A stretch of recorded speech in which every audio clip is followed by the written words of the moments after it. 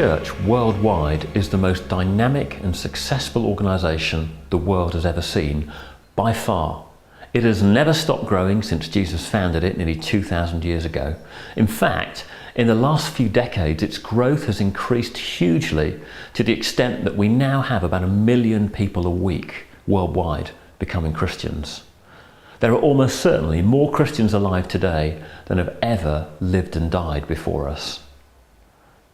But in Western Europe, we're not sharing that growth. In fact, we've been in decline for some time. This is a historical anomaly. Now, I don't know about you, but I don't want to be part of that anomaly. I have great hope for change in the church. And also a sense that it isn't a question of asking God to come and do something like bring revival, but that He has already given us everything we need. Every spiritual blessing, as it says in Ephesians 1:3. It's a question of acting on what He's given us. Now, we've been experimenting with taking the principles of our Setting Your Church Free corporate process for individual leadership teams up to the level of the one church in a particular area, a particular town or city. And we've come up with a methodology to use. It's early days, there's a lot of refinement to be done, but it does seem to be bringing encouraging results. Because where there is unity, God commands a blessing. And we've seen that where church leaders come together in genuine unity and repent of the sins of the church, it seems to make a real difference to the spiritual atmosphere in that town or city. Here's a clip from our Making Fruitful Disciples DVD package that will give a little more background. Where I live, there's been a really good group of leaders meeting together specifically to show genuine unity for well over a decade. They've been praying together every Wednesday morning.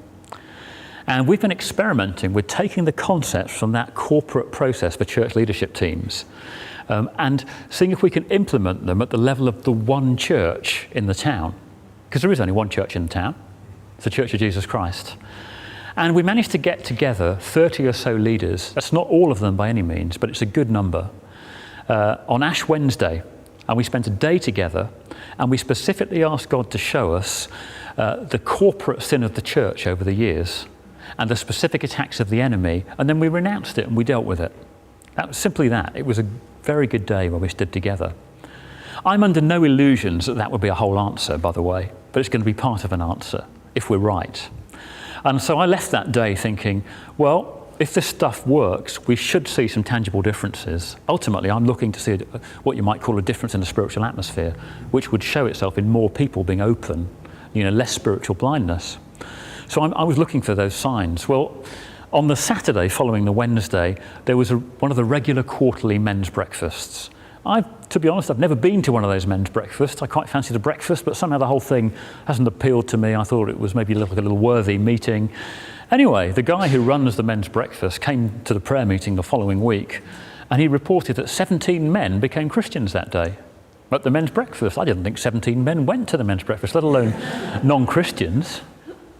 17 men made commitments to Christ 4 days after the leaders had stood up and got rid of the corporate sin, or just dealt with it, repented.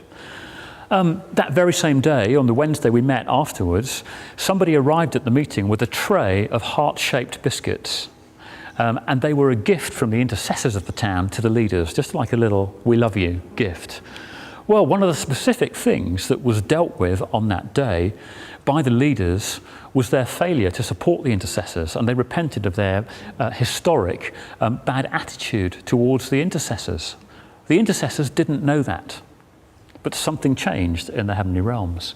We also saw a lot of reports from individual churches of a sense of things somehow going easier, and the spiritual atmosphere just seeming different. That's just the beginning of the process. It's a kind of watch this space.